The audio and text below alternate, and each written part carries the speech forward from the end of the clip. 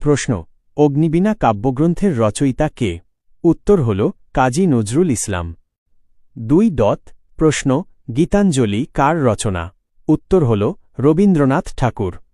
3. প্রশ্ন বিষাদ সিন্ধু উপন্যাসের লেখকের নাম কি? উত্তর হল মীর মশাররফ হোসেন। 4. প্রশ্ন পদ্মা নদীর মাঝি উপন্যাসের রচয়িতা কে? উত্তর হল মানিক বন্দ্যোপাধ্যায়। 5. প্রশ্ন বঙ্কিমচন্দ্র চট্টোপাধ্যায় এর ছদ্মনাম কি? উত্তর হল কমলাকান্ত। 6.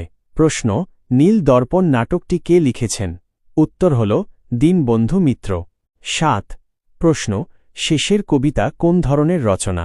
উত্তর হল উপন্যাস, রবীন্দ্রনাথ ঠাকুর। 8. প্রশ্ন পথের দাবি উপন্যাস কার লেখা?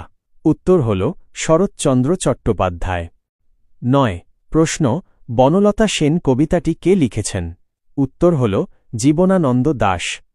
10. প্রশ্ন কবর নাটকটির রচয়িতা কে? উত্তর হল মুনীর চৌধুরী। 11. প্রশ্ন সঞ্চিতা কাব্যগ্রন্থটি কার? উত্তর হল কাজী নজরুল ইসলাম।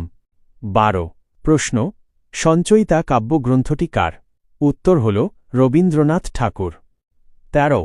প্রশ্ন আলালের ঘরের দুলাল কে লিখেছেন? উত্তর হল প্যারীচাঁদ মিত্র। 14. প্রশ্ন হুতম প্যাঁচার নকশা কার লেখা? উত্তর হল কালীপ্রসন্ন সিংহ। 15. প্রশ্ন সবুজপত্র পত্রিকার সম্পাদক কে? উত্তর হল প্রমথ চৌধুরী। 16.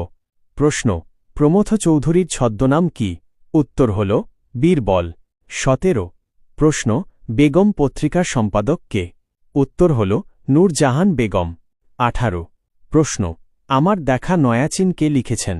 উত্তর হল বঙ্গবন্ধু শেখ মুজিবুর রহমান। 19. প্রশ্ন জমিদার দর্পণ নাটক কার লেখা? উত্তর হল মীর মশাররফ হোসেন। 20. প্রশ্ন নকশি কাঁথার মাঠ কাব্যগ্রন্থের রচয়িতা কে? উত্তর হল জসিম উদ্দিন।